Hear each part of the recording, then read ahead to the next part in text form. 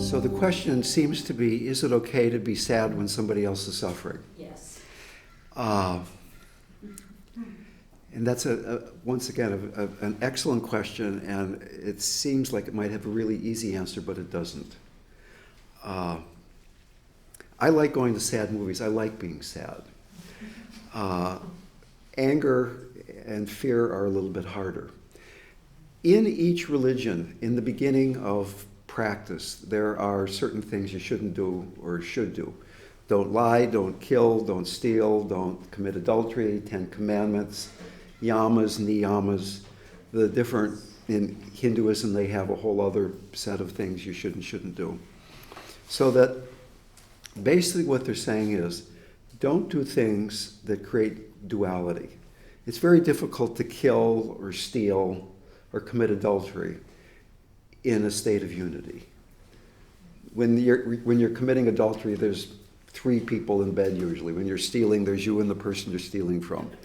I mean, it's certainly possible to kill in an enlightened state. If you were a mother and some crazed person came in and was about to kill your child, your baby, that you kill this person as the only way of saving your child. And that could be a pure action. Certainly, you may remember Quan Duc, the Vietnamese monk who burned himself to death as a way of bringing attention to what was happening in Vietnam at one point there before the Americans got involved in the war, I believe maybe right after, I don't remember exactly.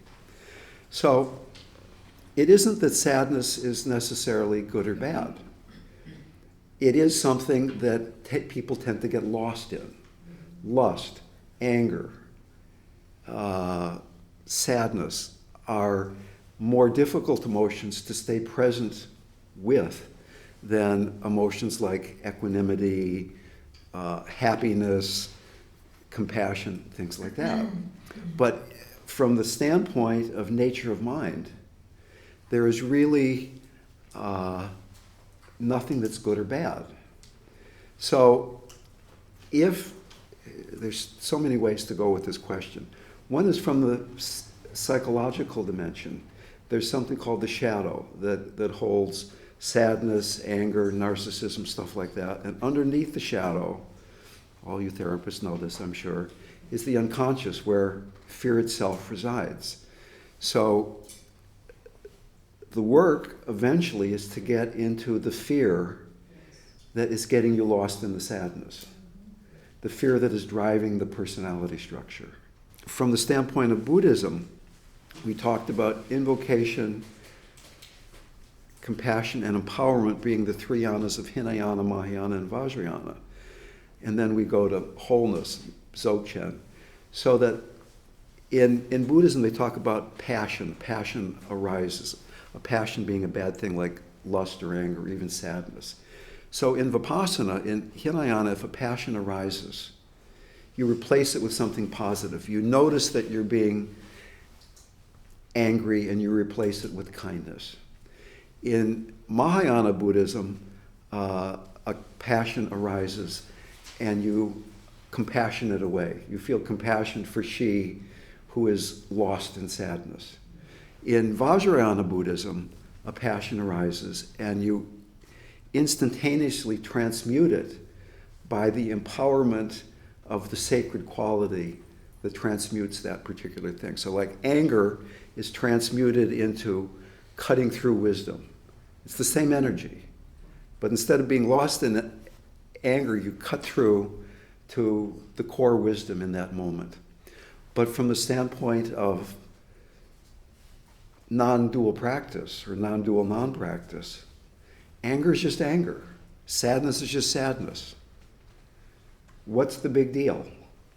Okay, but we only get to that point after we have gone through these other initiations, if you will, of invoking, getting in your body and your mind, a lot of compassion for the places we're caught, being empowered, letting the sacred act through us.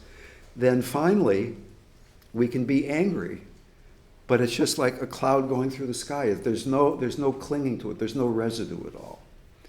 So that I like to practice by going to movies or TV shows or stuff where there's romance or sex or violence or things that I don't have a lot of in my life, to be honest with you. But yet, because there's nobody else involved, I can feel those feelings and watch my relationship with those emotions as they arise and not be sucking somebody else in. Whereas if I'm at the bedside of somebody who's dying and I start feeling doubtful or proud or something like that, it affects this other human being. So watch how you get caught in the sadness. Can you be sad and be awake in the sadness?